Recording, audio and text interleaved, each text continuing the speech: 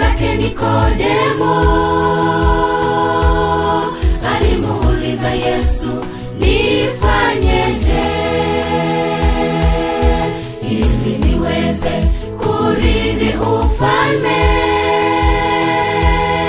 Yesu kamwambia, lazima mtu azaliwe mara ya pili. Mtu mmoja jina lake Nikodemo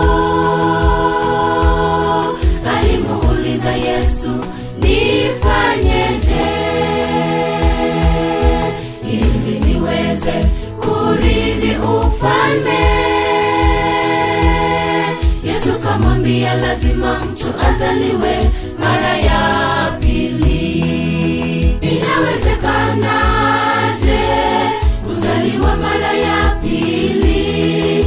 Ni kuzamishwa kwa maji mengi, kufa na kufufuka ndani ya Kristo, ubatizo ule wa kweli kama alivyobatizwa Yesu, ili tuweze kurithi ufalme wa mbingu. Inawezekanaje kuzaliwa mara ya pili? Ni kuzamishwa kwa maji mengi, kufa na kufufuka ndani ya Kristo, ubatizo ule wa kweli kama alivyobatizwa Yesu, ili tuweze kurithi ufalme wa mbingu.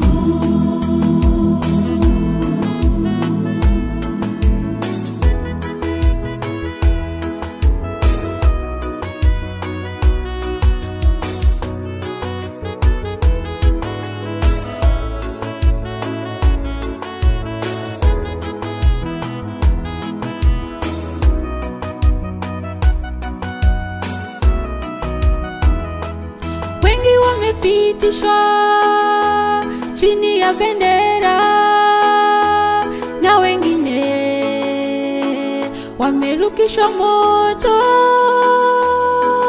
na wengine wakata kucha, eti ni ubatizo.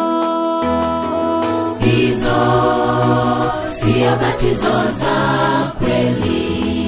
Wengi wamepitishwa chini ya bendera, na wengine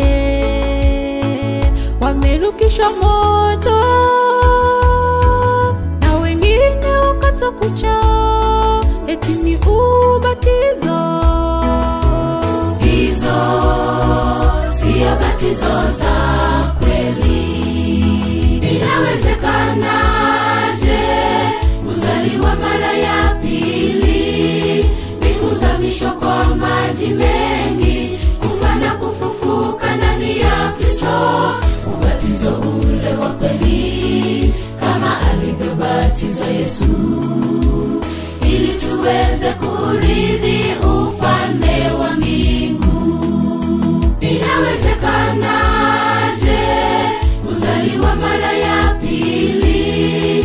Ni kuzamishwa kwa maji mengi, kufa na kufufuka ndani ya Kristo, ubatizo ule wa kweli kama alivyobatizwa Yesu, ili tuweze kurithi ufalme wa mbingu. Inawezekanaje kuzaliwa mara ya pili? Ni kuzamishwa kwa maji mengi, kufa na kufufuka ndani ya Kristo, ubatizo ule wa kweli kama alivyobatizwa Yesu, ili tuweze kurithi ufalme wa mbingu. Inawezekanaje kuzaliwa mara ya pili? Ni kuzamishwa kwa maji mengi, kufa na kufufuka ndani ya Kristo, ubatizo ule wa kweli kama alivyobatizwa Yesu, ili tuweze kurithi